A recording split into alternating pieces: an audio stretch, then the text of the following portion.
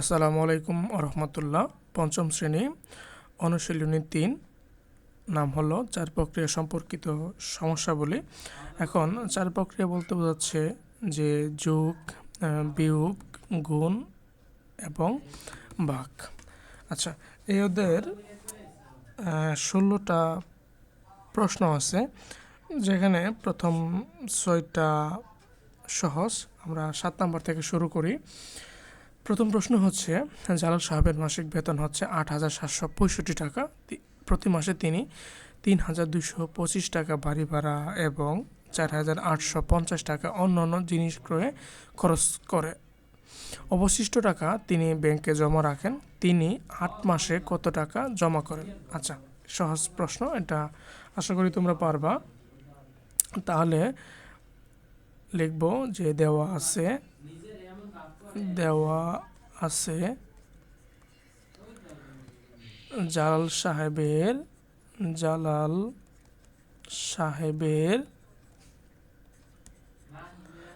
মাসিক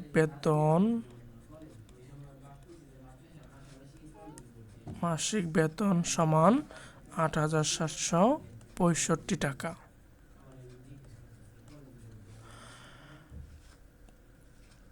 তারপরে লিখি যে বাড়ি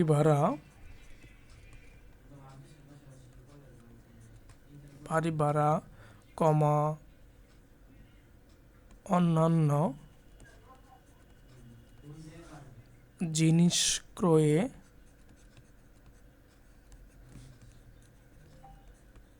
ব্যয়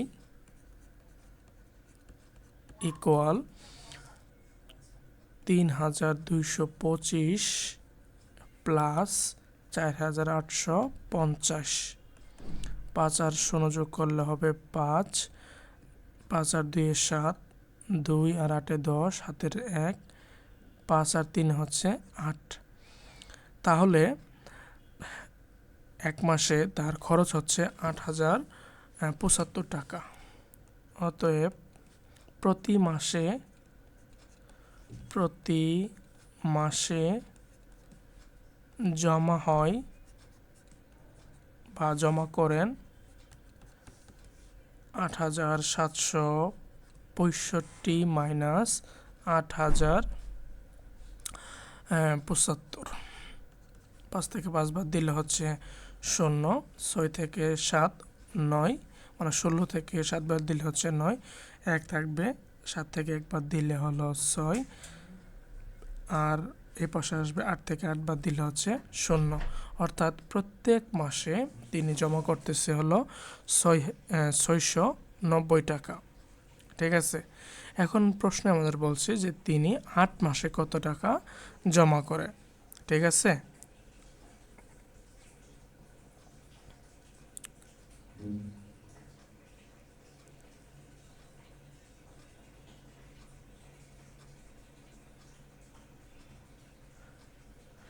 আচ্ছা, এখন তারা লিখতে পারবো আমরা যে এক মাসে জমা হয় এতটা 690 টাকা, অতএব 8 মাসে জমা হয়। ঠিক আছে, আমি সহজভাবে লিখে দিলাম। 8 দ্বারা গুণ করলে হবে 8 0 0, 8 নং 72-এর 2, হাতের হচ্ছে 7, 6 8 48, আর সাথে হচ্ছে 55। ঠিক আছে, 5,520 টাকা হলো তিনি 8 মাসে জমা করেন। ক্লিয়ার? আচ্ছা, পরের প্রশ্ন আসি। এই প্রশ্নটা খুবই গুরুত্বপূর্ণ এবং সাথে এটা আমাদের বোঝা জরুরি। প্রশ্নটা দেখি। ফরিদা এবং 8 এবং 9 নম্বর প্রশ্নটা একটু ভালো করে বোঝা দরকার। ফরিদা এবং ফাতেমার বেতন একত্রে হচ্ছে 19,950 টাকা। ফরিদা অপেক্ষা ফাতেমা 2,450 টাকা বেশি বেতন পায়। এখন প্রশ্ন বলছে যে ফরিদা এবং ফাতেমার প্রত্যেকের বেতন কত? দুজনের একত্রে বেতন দেওয়া আছে আমাদের প্রশ্নে। তাহলে এটা তোমাদের স্যার বিভিন্নভাবে করে দিতে পারে, আমার মতো করে দিচ্ছি, যেটা আশা করি ভালো লাগবে। ধরি ফরিদার অপেক্ষা ফাতেমা এত টাকা বেশি পায়, তাহলে ধরি ফরিদার বেতন সমান টাকা এটা ধরে নিলাম, ঠিক আছে। আচ্ছা, এখন ফাতেমার বেতন বা ফাতেমা পাই, ফাতেমার বেতন ইকুয়াল, এখন কি ফরিদা অপেক্ষা মানে কি প্লাস প্লাস 2,450 টাকা কি পাই, বেশি পাই। আর এটাই হচ্ছে কার বেতন, এটা হচ্ছে ফাতেমার বেতন। তাহলে আমরা শর্ত মতে লিখতে পারি, শর্ত মতে এই যে Fatema plus Farida plus Fatema plus 2,450, আর এই যে দুইজনের বেতন এটা হচ্ছে কত, 19,950 টাকা। এখন বলতে পারো যে ভাইয়া জিনিসটা কি, হচ্ছে একটা কি আমরা ধরে নিছি এটা কাল্পনিক বেতন, ঠিক আছে। এই এর মানটা আমরা বের করে নিব, তাহলে বা 2 সমান। এখন দেখো, যেহেতু তোমরা ক্লাস 4-এ পড়ে আসছো বা আর আগে পরে আসতে পারো, যে সমানের বাম পাশে যদি থাকে আমাদের গুণ, এটা ডান পাশে গিয়ে কি হবে, ভাগ হয়ে যাবে, এবং সমানের বাম পাশে যদি ভাগ থাকে ডান পাশে গিয়ে গুণ হয়ে যাবে। এবং অনুরূপভাবে যদি যোগ থাকে তাহলে ডান পাশে গিয়ে এটা কি হবে, মানে বিয়োগ হয়ে যাবে না। কোনো সংখ্যা সমানের বাম পাশে থাকলে সেটা বিপরীত হয়ে যাবে, ঠিক আছে। এখন দেখো এখানে প্লাস 2,450 আছে, তাহলে এই পাশে বাম পাশে গেলে কি হবে, মাইনাস, অর্থাৎ বিয়োগ হয়ে যাবে 19,950 মাইনাস 2,450, ঠিক আছে।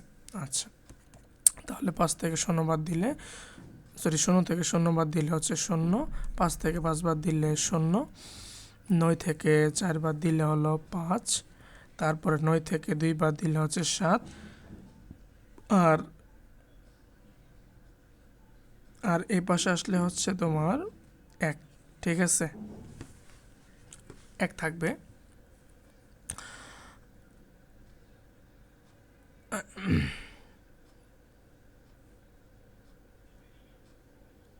$17,500, ঠিক আছে।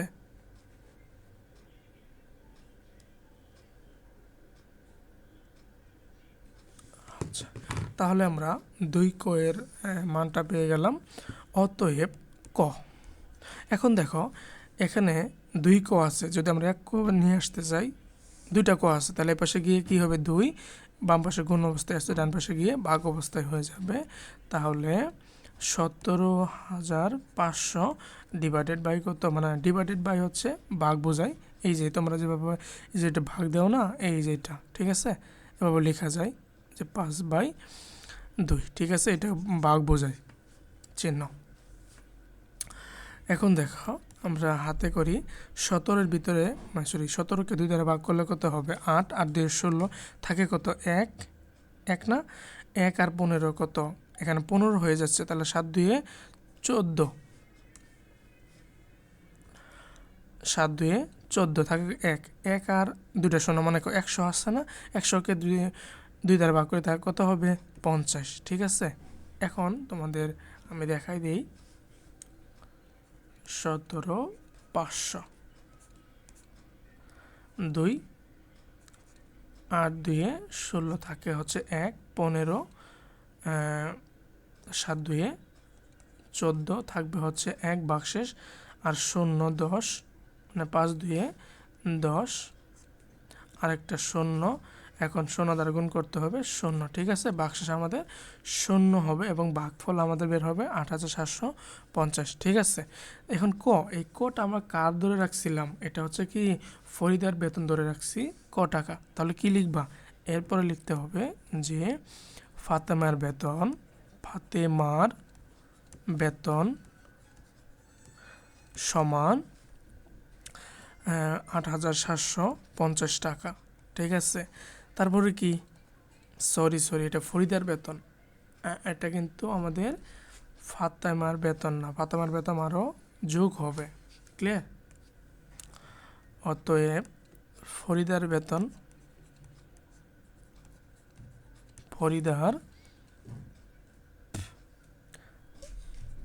বেতন সমান 8,750, ফাতেমার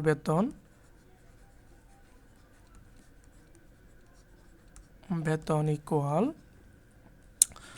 8750 প্লাস 2450। দেখো 0 আর 0 যোগ করলো 0, 5 আর 5 10, হাতের 1 4, আর সাথে হচ্ছে 11, হাতের 1 3 11। ঠিক আছে, এভাবে আসে 8750 যোগ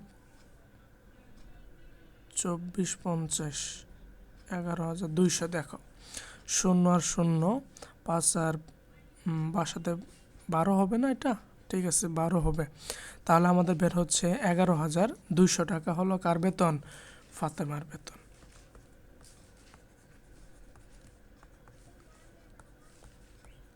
আশা করি ক্লিয়ার, প্রত্যেকের আমরা বেতন পেয়ে গেছি। এইভাবেই যদি তোমরা পারো এইভাবে সমাধান করবা, যেটা স্যারদের কাছে গ্রহণযোগ্য হবে, বা তোমাদের অন্য কোনো নিয়ম থাকলে যদি স্যাররা শেখায় সেভাবে করতে পারো। কিন্তু এইভাবে করলে আশা করি মানে ভবিষ্যতেও কাজে লাগবে এবং এটা সুন্দর পদ্ধতিতে আমরা সমাধান নিয়ে আসতে পারি। ঠিক আছে, আচ্ছা 9 নাম্বার। আমরা 8 নাম্বার যে প্রশ্নটা দেখলাম প্রায় একই রকম। এটা রাজু এবং রনির একত্রে 690টি লিচু আছে। আচ্ছা, রাজু অপেক্ষা রনির 86টি লিচু কম আছে। এখন প্রশ্নে বলছে যে রাজু এবং রনি প্রত্যেকের কতটি করে লিচু আছে। আচ্ছা, এভাবে অনুরূপভাবে আমরা ধরি রাজু অপেক্ষা রনির, তাহলে রাজুটা ধরে নেই। এখন প্রশ্ন থাকতে পারে যে ভাইয়া আমরা কারটা ধরে নেব। এখন দেখো রাজু অপেক্ষা রনির 86টি লিচু কম আছে। যদি রাজুর 100 থাকে, তাহলে রনির কি ওইখান থেকে 86 কি বাদ দিতে হবে? তাহলে আমরা ধরে নিব যে রাজুর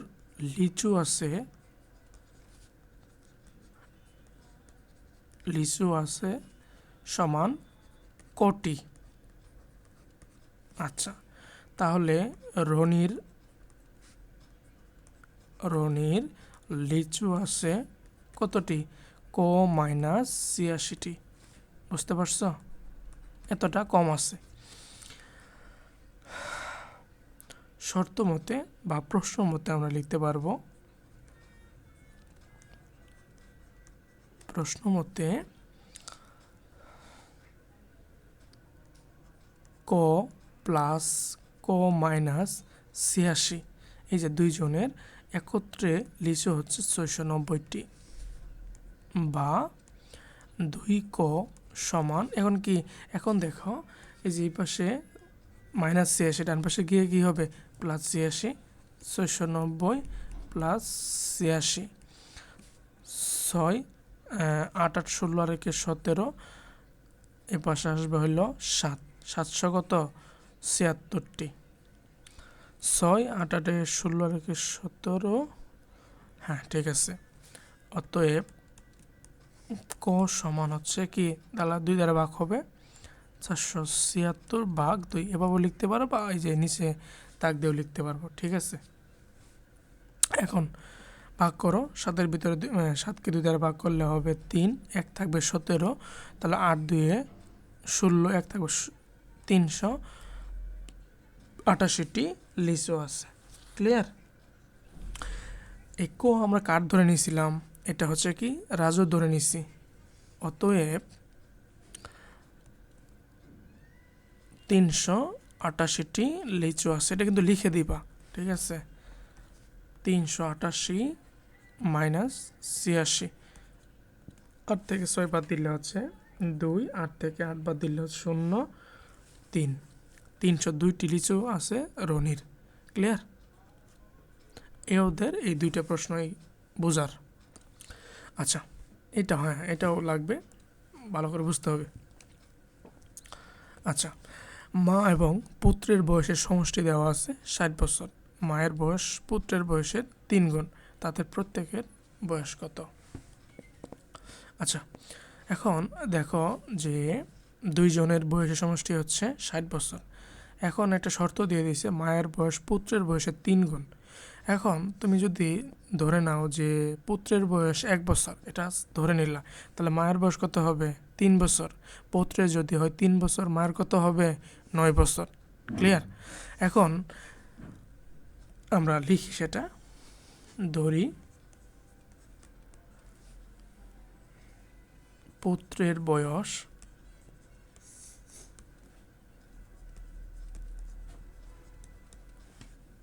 ক বছর, এটা ধরে নিলাম। তোমার যদি মনে চাই যে ভাই আমি ক ধর্ম না অন্য কিছু ধর্ম, হ্যাঁ ধরা যাবে। অতএব মায়ের বয়স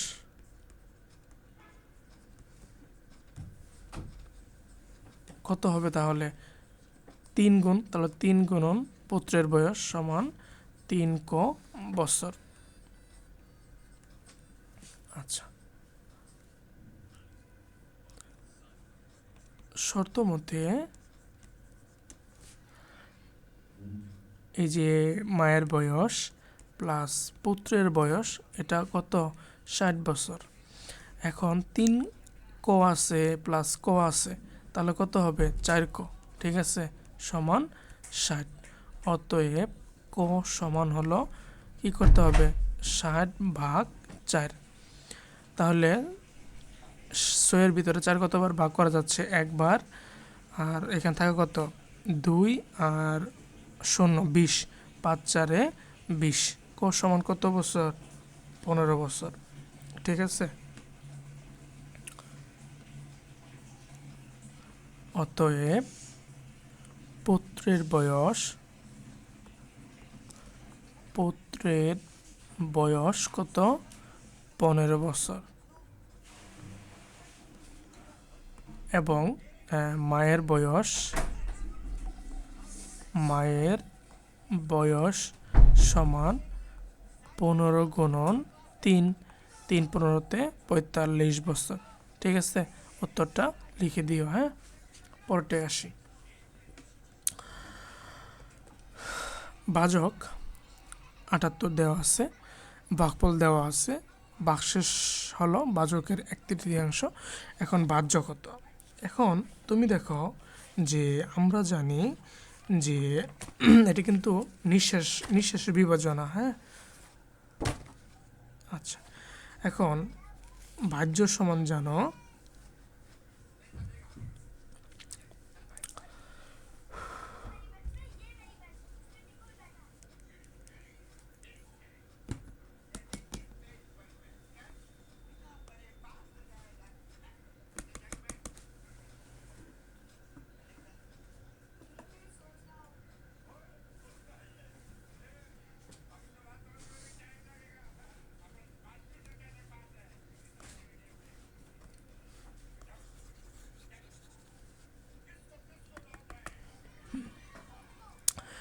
এখন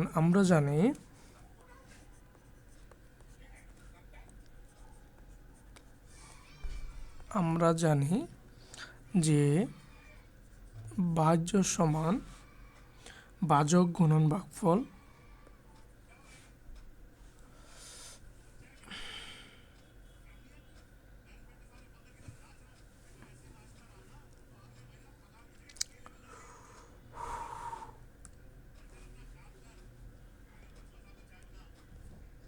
ভাজক গুণন ভাগফল প্লাস ভাগশেষ। আচ্ছা, এখন এখানে ভাজক আছে,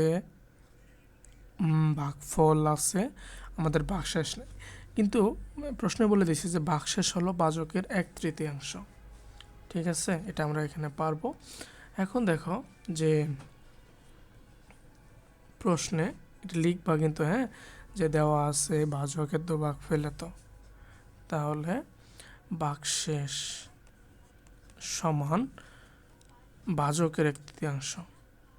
ভাজক কত 8 এর, ঠিক আছে, 1/3 মানে কি 1/3 বা 3-এর 1 অংশ, ঠিক আছে। আচ্ছা, এই যে এর সবসময় এটা মানে কাটাকে মানে আমরা ভাগ হিসেবে আসে কীভাবে, যে দেখো এই যে 78 ইন্টু যদি দেও তুমি তাহলে 1/3, এর মানে হচ্ছে গুণ হিসেবে আসে, কিন্তু এটা ভাগ বলে যে শেষ করি। দেখো 78 গুণন 1, তাহলে কি এই যে 78-এর নিচে কি আছে 1 আছে, ঠিক আছে, হর 1 আছে। আর 78-কে 1 দ্বারা ভাগ করলে কি হবে 78ই আসবে। তাহলে এখন দেখো 78 ডিভাইডেড বাই 3, ঠিক আছে। এখন 7কে 3 দ্বারা ভাগ করলে হবে 2, কত থাকবে 1 আর 18, 3 6 18, 26, ঠিক আছে। আচ্ছা, তাহলে আমরা ভাজক পেয়ে গেছি 78 গুণন ভাগফল 25 প্লাস ভাগশেষ হচ্ছে কি 26, যেটা যোগ মানে গুণ যোগ করে আমরা পাবো 1976, 1976 পাবো। ক্লিয়ার? আচ্ছা,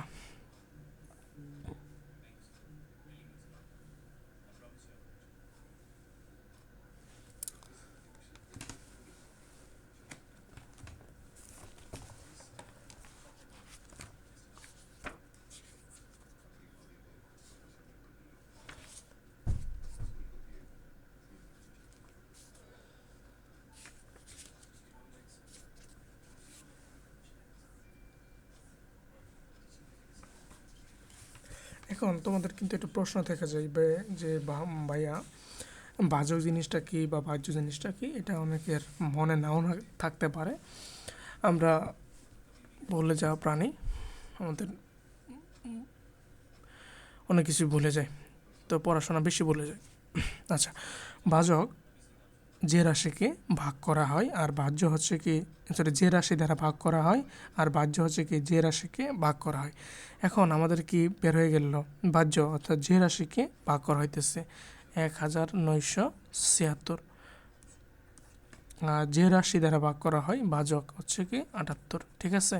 এখানে 78 হচ্ছে কি ভাজক। তাহলে মনে রাখবা, যে রাশিকে ভাগ করা হয়, ভাগ করা হলে কি বাহ্য, আর যে রাশি দ্বারা ভাগ করা হয় সেটা হচ্ছে বাহ্য।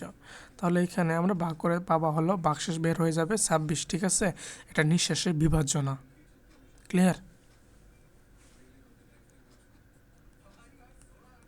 আচ্ছা, কয়েকদিন থেকে লেখা হচ্ছে না, এর জন্য একটু লেখাটা খারাপ মনে হচ্ছে। আশা করি পরের ভিডিওগুলোতে লেখা স্পষ্ট আসবে। আচ্ছা, পরের প্রশ্ন সেম, বাহ্য দেওয়া আছে, বাজক দেওয়া আছে, ভাগশেষ দেওয়া আছে, ভাগফল কত। এখন দেখো, এটাও কিন্তু নিঃশেষে বিভাজ্য না। আচ্ছা, এখন লিখবা দেওয়া আছে এগুলা, এবং আমরা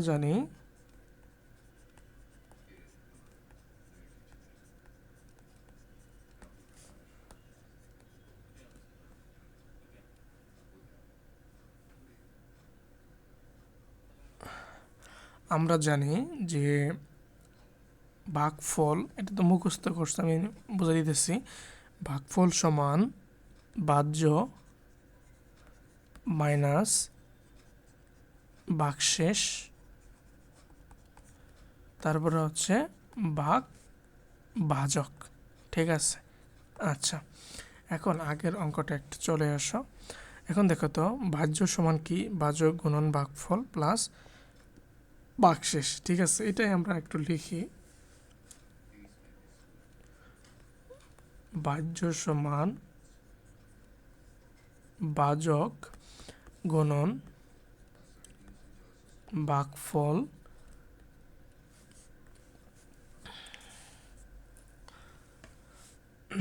প্লাস ভাগশেষ। আচ্ছা, এখন দেখো আমাদের লাগবে কি, আমাদের লাগবে হচ্ছে কি ভাগফল লাগবে, ঠিক আছে। তাহলে ভাগফল, আচ্ছা,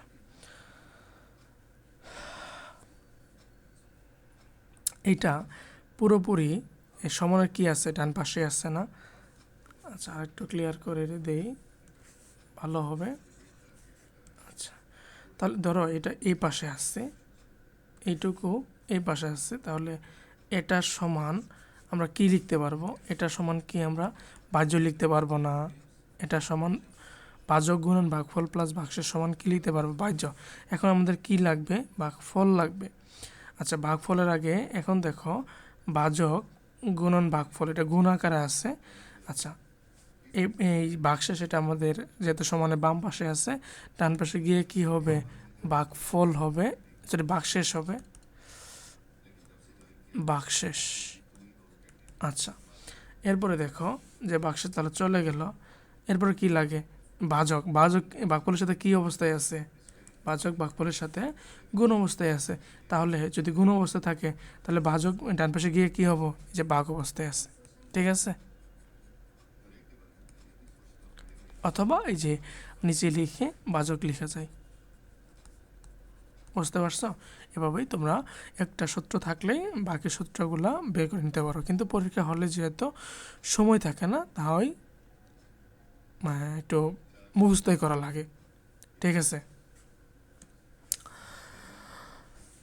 তাহলে আশা করি পারবা না, আর তোমাদের যেহেতু সতেজ ব্রেন, এগুলো মুখস্থ থাকবে। আচ্ছা, তাহলে বাহ্য কত, ৮,৯০৩ মাইনাস ভাগশেষ কত, ২৯। এটা ব্র্যাকেট দেবে কিন্তু, হ্যাঁ, ভাগ ভাগশেষ হলো ভাজক হচ্ছে ৮৭, যেটা হিসাব করে নিবা, যেটা হিসাব করে আসবে ভাগফল ১০২। ক্লিয়ার। পরের প্রশ্নে আসি তাহলে। একটি কারখানায় ৭ দিনে ২,৫২০টি সাইকেল তৈরি হয়। ৩ সপ্তাহে কতটি সাইকেল তৈরি হবে? আমরা জানি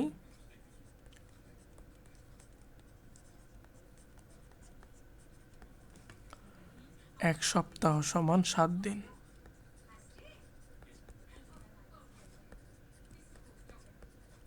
৭ দিন। ৩ সপ্তাহ সমান ৭ গুণন ৩ সমান ২১ দিন। ক্লিয়ার। এখন দেখো যে দেওয়া আছে ৭ দিনে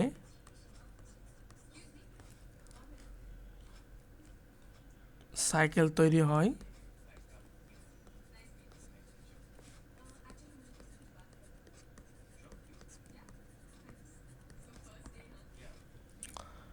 ২,৫২০টি। অতএব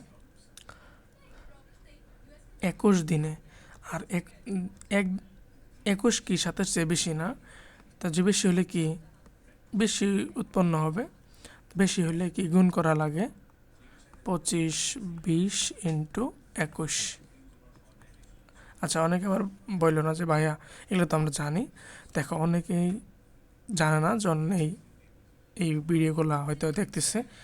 এটা এটা আমাদের চিন্তাধারায় রাখতে হবে, ঠিক আছে। একটু সমানভাবে একটু দেখো, তাহলে এটা গুণ করলে আসবে হলো ৭,৫৬০। ৭,৫৬০টি সাইকেল তৈরি হবে। গুণটা করে নেবা, হ্যাঁ, এখানে। নেক্সট প্রশ্ন আসি। আশা ৭২ টাকা দিয়ে ৩টি খাতা কিনলো। ১২টি খাতা কিনতে আর কত টাকা লাগবে? না, খাতা কিনতে তার কত টাকা লাগবে, ঠিক আছে।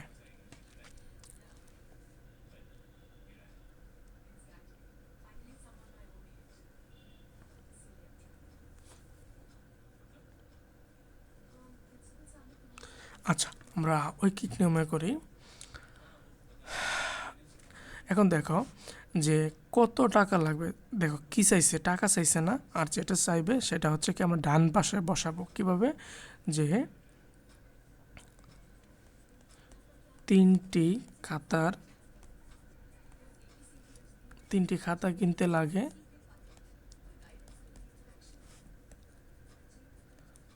লাগে সমান ৭২ টাকা। একটি খাতা কিনতে লাগে, আচ্ছা, একটা খাতা কিনতে কি কম লাগবে না, আর কম মানে কি ভাগ, এটা ভাগ করে বের করতে হবে, হ্যাঁ, 3 এত টাকা। পরে হিসাব করবা। অতএব 12টি, এবার কি বেশি না 3-এর চেয়ে কিনতে লাগে, বেশি হলে কি গুণ 72 গুণ 12 ডিভাইডেড বাই কি 3।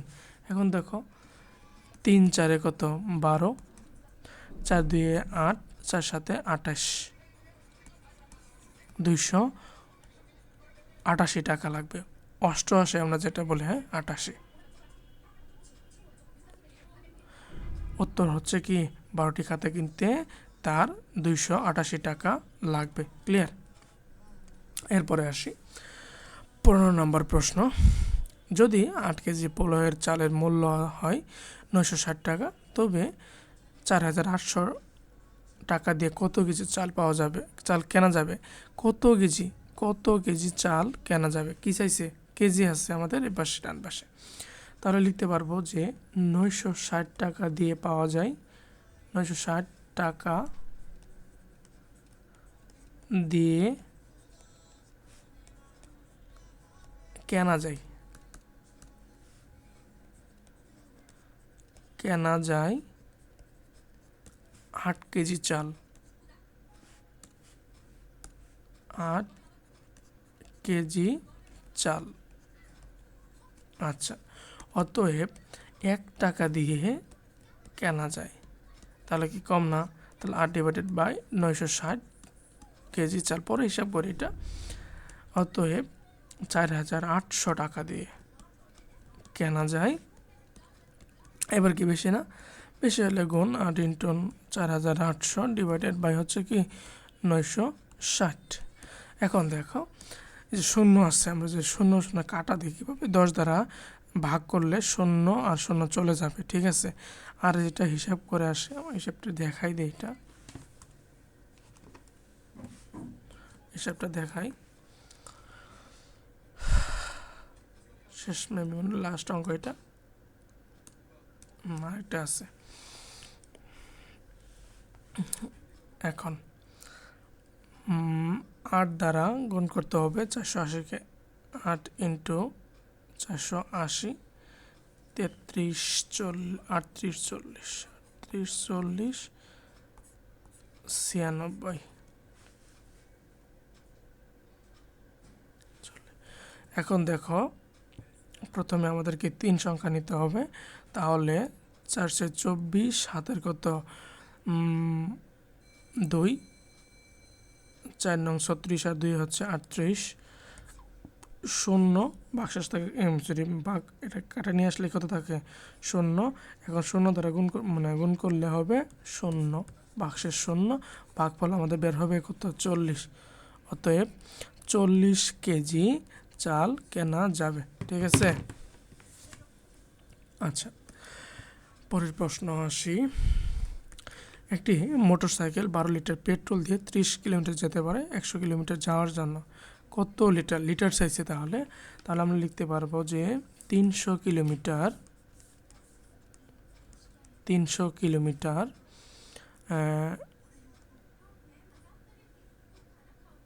যেতে প্রয়োজন 12 লিটার পেট্রোল, বা কিলোমিটার যেতে পেট্রোল প্রয়োজন লেখা ইচ্ছা।